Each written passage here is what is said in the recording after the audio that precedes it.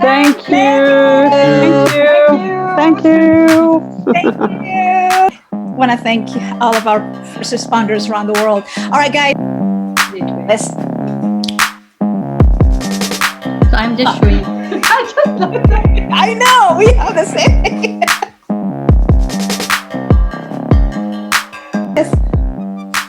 It smells good. I like it because I spent so much time in here, and he knows that. It's like, might as well just be, For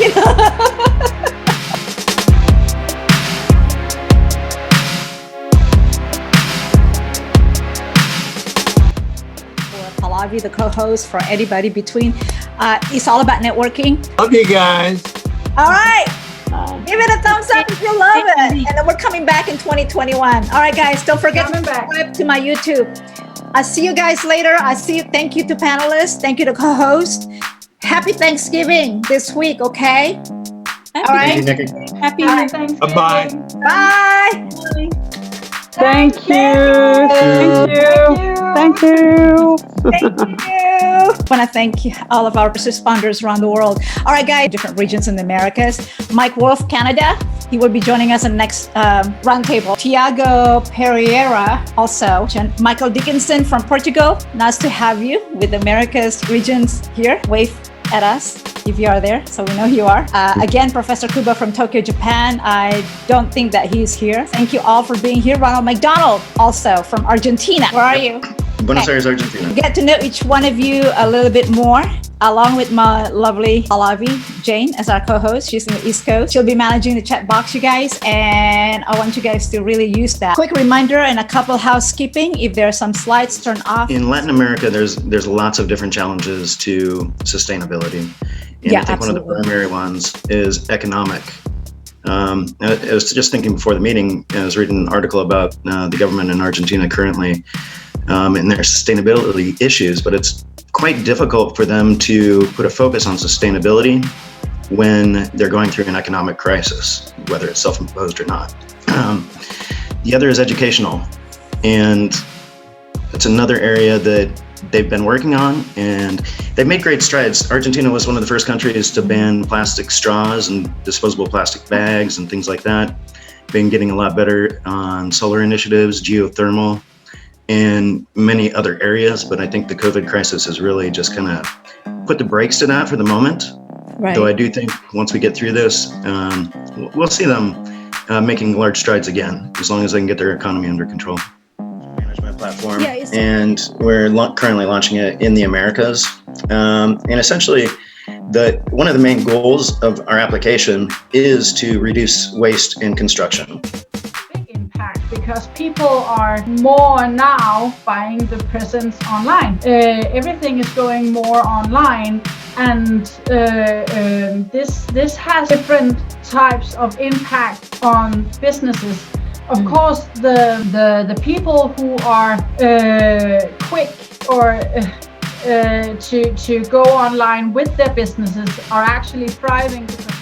With another panelist, Michael Dickinson. If you just wave your hand right now. I know Portugal is not in the Americas, guys. Hi. So we want to thank Michael for joining us here. Good morning. Michael is a storytelling clinical psychologist, online therapist. He helps a lot of people, many people, hundreds of people already overcome emotional adversity. He does very, very crucial, important work, especially these days now. As you can imagine, how does sustainability intersect with the future mental health? Well, first of all, thank you very much for having me. It's a pleasure to be here talking. It's not an immediate and obvious connection between mental health and sustainability, but I've seen it happen in a subtle but a continuous way throughout my work. Take, for example, somebody comes to me, they're very anxious, they're very nervous, they're trying to get their life in order. What is the number one anxiety relief in society these days? Shopping. Shopping and buying things that you kind of think maybe, perhaps right now this will make me feel great, but then later, why did I spend that money? So what happens a lot with people who start working with me, as they start thinking about what's going on, the why, the how, the original cause, they start slowing down. They start slowing down a lot, and they start getting into the habit of thinking, why? Why am I doing this? What's the point? What does this relate to? Why am I stressed out now? Instead of just jumping to a solution. season is the biggest season in annually. Like it's in US we have Thanksgiving. The same way in India we have Diwali. So it's a Diwali festival season, and it was really the COVID started in March. So initially from the March to August, September, there was a big lockdowns and things were not in place. So people were having lots of economy slave. But in September or something in India, somehow they could manage to reduce the cases of COVID and everything got open. Right. Absolutely. I guess that viruses existed before humans. Yeah. Exactly.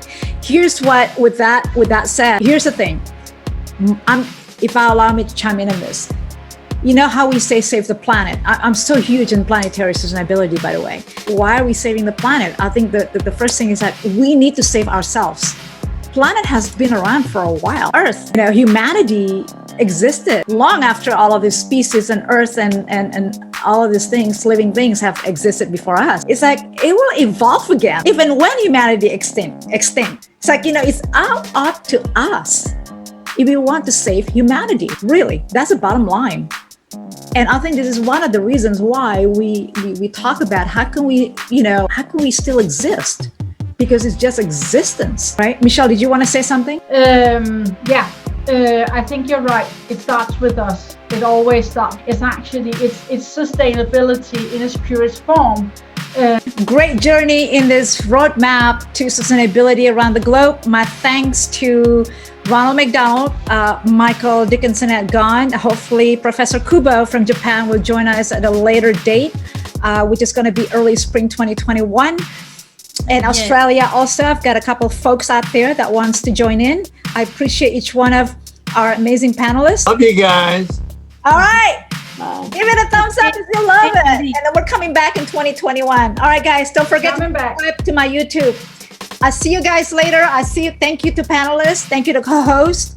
Happy Thanksgiving this week, okay? Happy Thanksgiving. Bye-bye. Bye.